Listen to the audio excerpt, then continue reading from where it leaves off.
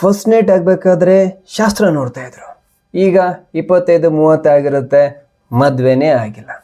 ಇದು ಎಲ್ಲ ಸಂಪ್ರದಾಯಸ್ಥರಿಗಲ್ಲ, ಮತ್ತಿನ್ನೊಂದು ವಯಸ್ಕರಿಗೆ ಮಾತ್ರ.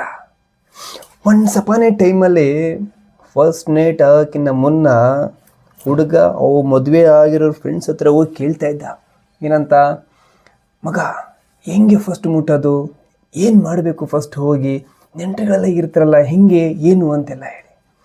ಅನಂತರ ಬಂದು ಅವರು ಕೆಲವು ಇನ್ಸ್ಟ್ರಕ್ಷನ್ ಕೊಡೋರು. ಅನಂತರ ಹೋಗಿ ಹುಡುಗಿರನ್ನ ಅದೇ ಥರ ಹೋಗಿ ಮಾತಾಡ್ತಾಯಿದ್ರು. ಈಗ ಅದೆಲ್ಲ ಇಲ್ಲ ಬಿಡಿ. ಮದುವೆ ಆಗೋಕ್ಕಿಂತ ಮುಂಚೆನೇ ಒಂದು 20-30 ಸಲ ಆಗಿರುತ್ತೆ. ಅದೇ ಹುಡುಗಿ ಜೊತೆ ಅಲ್ಲ, ಬೇರೆಯವ್ರ ಜೊತೆ. ಈಗ ತುಂಬ ಜನ ಆಂಟಿ ಲವರ್ಸ್ ಆಗಿದ್ದಾರೆ. ಆಮೇಲೆ ಬೇರೆ ಬೇರೆ ಕಡೆ ಈ ರೆಸಾರ್ಟು, ಆಮೇಲೆ ಈ ಲಾಡ್ಜ್ಗಳು, ಒಯೋ ರೂಮ್ಗಳು ಬಂದಿದೆ, ಅಲ್ಲೆಲ್ಲ ಎಕ್ಸ್ಪೀರಿಯನ್ಸ್ ತೊಗೊಂಡಿರ್ತಾರೆ ಬಿಡಿ.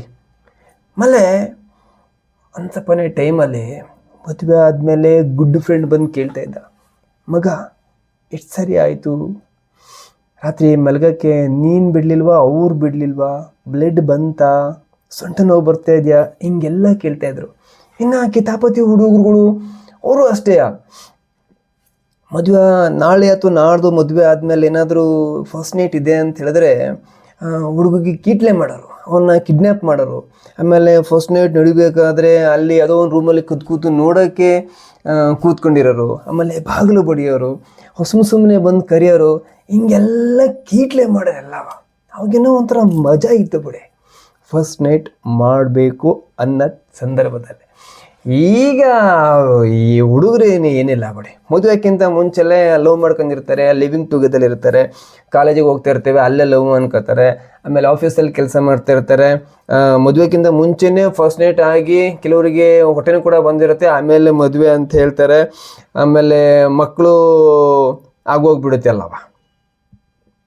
ಅದೇ ಚೆಂದ ಆಯಿತು ಒನ್ಸ್ ಅಪಾನ್ ಎ ಟೈಮಲ್ಲಿ.